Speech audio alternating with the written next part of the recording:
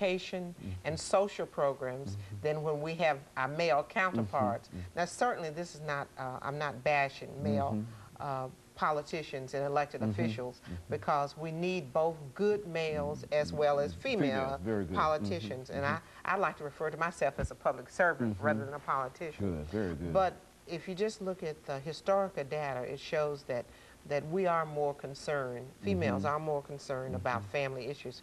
And we have a wonderful role model, Nancy Pelosi. That was good. I was thinking about national politics. Say something about that. Yeah, I'm just thrilled that one thing, she's smart, she's articulate, she looks pretty. I think that she brings back a spirit that we don't have to try to emulate or run away from our feminine style, that we can still look pretty and still be effective. Yes, exactly. And she's a grandmother. I'm a grandmother too. I'm a grandfather too. So I'm thrilled that there's a message in that you don't have to be 24 to get into politics. If that's something that you're interested in, whether you're 40, 50, or 60, that you still can get into politics and make a difference on the local level, the state level, or on a national level.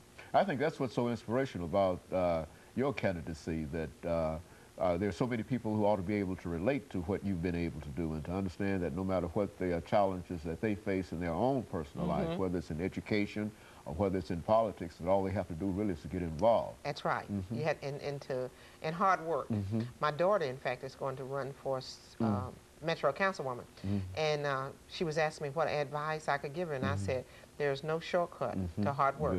So if anybody has the desire to be, whether it's a councilwoman or whether it's a state representative or a state senate or even a congressperson on the national level, then I urge them to get involved, start to going to community meetings, to association, get involved on your neighborhood association, learn what the issues are, and then it's like bungee jumping. Once you jump out there, just pour your whole heart into it. Just work as hard as you can. Work hard, and it'll come to you. That's right, and listen to people.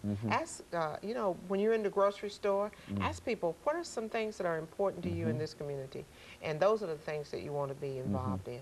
You know, I think that your district represents a very, very important area dealing with environmental problems and whatever. And I say that primarily because over the last 15 or 20 years, we've had individuals come on the show representing various districts, I mean various issues there, and they've always talked about the landfill and et cetera. Now, are those still some of the major issues? That's still, in fact, we're just still always fighting a landfill. It seems like whoever is the elected official out there has that as an issue. And I think what happens, I'm not making it a black and white issue.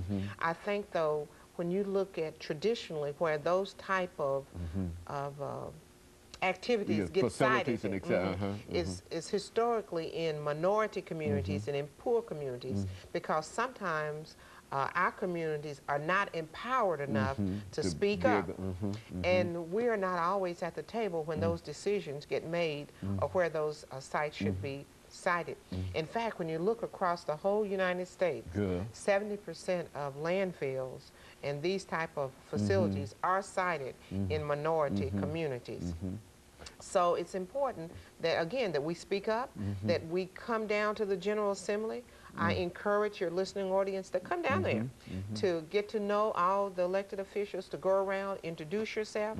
And when something is going on in the communities, say immigration now is a big issue. Yes, it is. And if people feel strongly about it, they should call us. They should call us and let us know how they feel about it. Send us an email. I love email. Okay, very good. I used to, and you'll get a lot of them. I used to really protest, but it's so easy. I can respond back to my constituents in one day with very email. Good. Okay, and of course, Representative Gilmore, let me thank you for coming by and giving us all that excellent information. I enjoyed being here.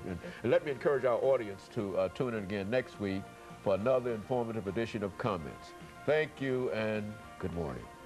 Thank you, Dr. Haney. Appreciate you.